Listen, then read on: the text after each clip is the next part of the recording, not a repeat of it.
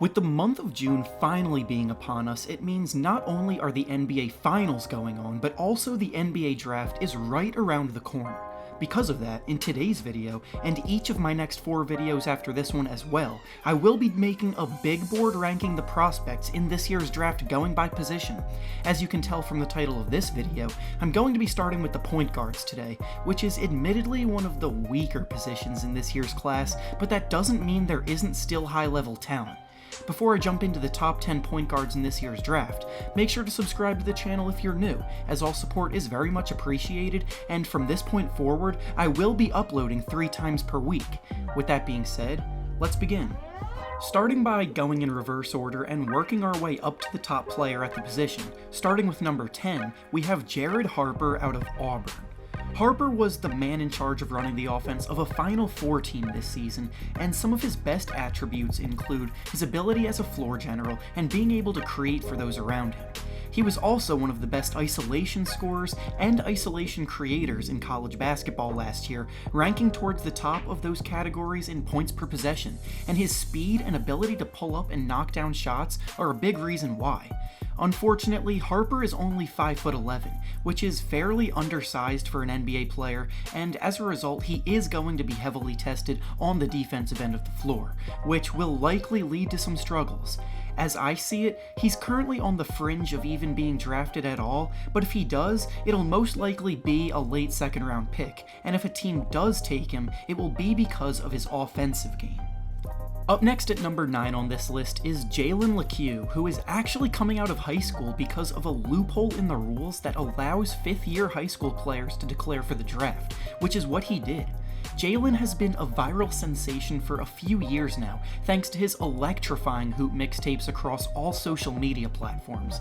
His athleticism is absolutely nothing short of elite, as he can jump out of the gym and ignite the crowd with excitingly powerful finishes, and he even had the highest vertical leap at the combine this year to prove it. However, while he has all the natural gifts that NBA teams love, he has yet to prove that he has the game capable of producing against top competition. He was only the 41st ranked prospect in his high school class before declaring for the NBA, and there is limited film on him playing against difficult opponents. His ceiling is certainly very high, but NBA teams will justifiably be wary of drafting him too high because of the fact that he's still very much an unknown. Up next at number 8 on this list is Jordan Bone out of Tennessee. Bone had a very good season at Tennessee this year as a junior and took some big strides as a player from his freshman and sophomore seasons. Overall, his production may not stick out in any way, being fairly average for a college player looking to make the jump to the NBA, but looking past the stats, there is a lot to be impressed with in Bone. A lot of these realizations came about at the Combine a few weeks ago, where he tested completely off the charts in all of the drills related to speed, agility, and explosiveness. He had the fastest lane agility, shuttle run, and 3/4 sprint at the entire event, and when you combine that with his 42.5-inch max vertical, you have a player with a ton of athletic potential.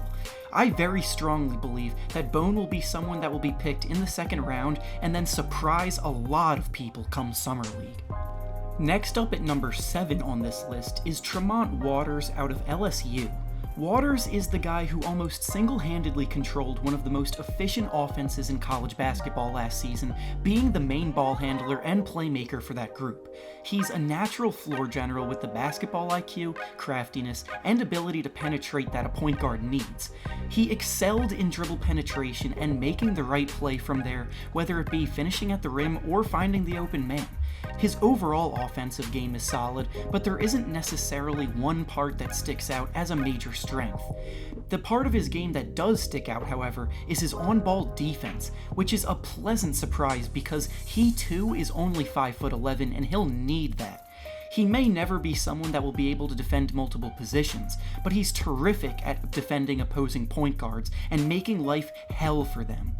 His anticipation is great, he gets up in their space and pressures them while they're handling the ball, and he has the ability to rip the ball away if they make any subtle mistakes. Overall, Waters would be a nice 2nd round pick for a team to take a chance on. Up next at number 6 on this list is Shamorie Ponds from St. John's.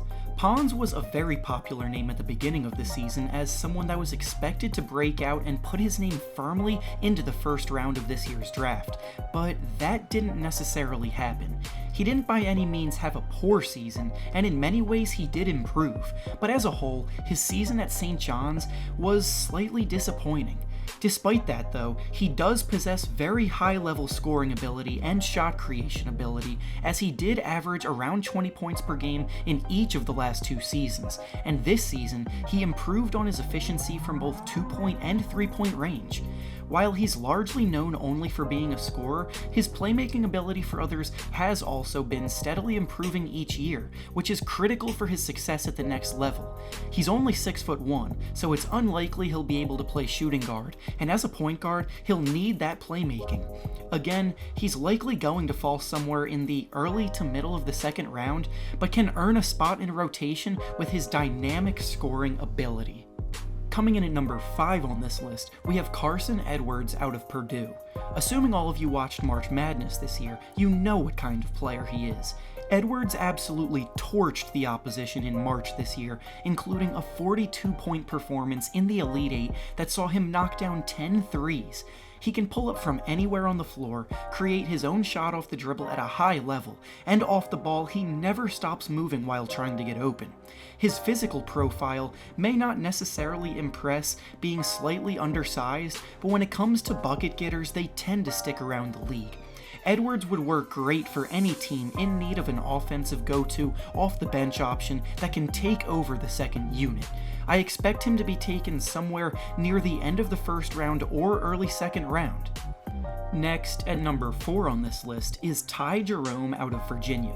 Not only did Virginia take home the national championship this year, but Jerome was a major contributor in achieving that. Jerome is a phenomenal shooter, knocking down 40% of his threes last season, and he's such a smart decision maker on the offensive end of the floor.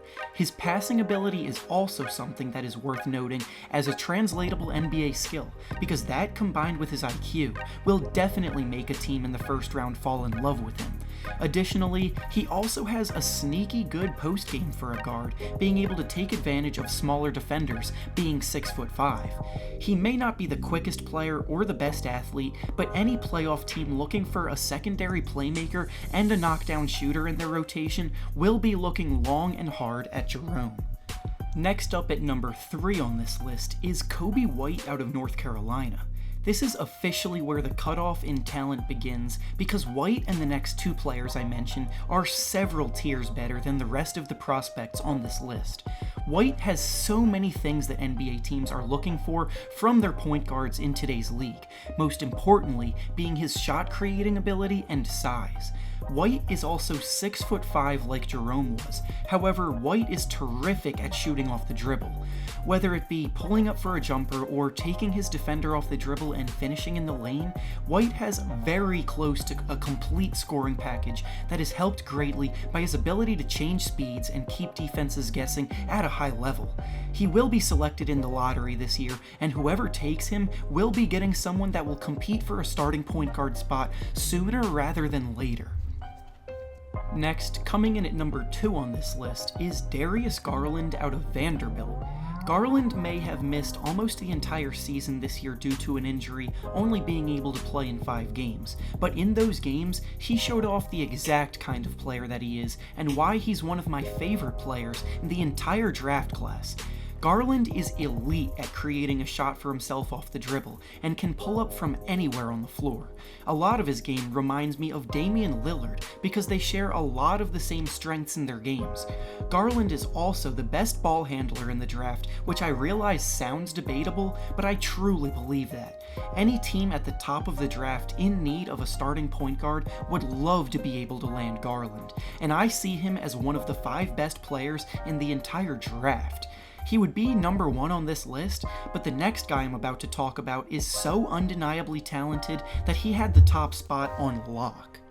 This brings me to number 1 on this list, being Morant out of Murray State. Morant may have played in a mid-major all year, but when he got to March Madness and was put to the test against some of the best teams in the country, he didn't falter at all, and instead played some of the best basketball of his career. Morant is a phenomenal passer, extremely explosive athlete, fast as hell, and even has an improving jump shot. He will be the first point guard off the board in this year's draft and is also a lock to be in the top 3. He's someone that you can hand the keys to the team and build around, and either Memphis or New York will likely do just that. And with that being said, that's all I have for you today. Stay tuned for my shooting guard ranking coming very soon, and make sure you subscribe to the channel so you don't miss that or any uploads in the future. Thanks for watching, and I'll see you all very soon.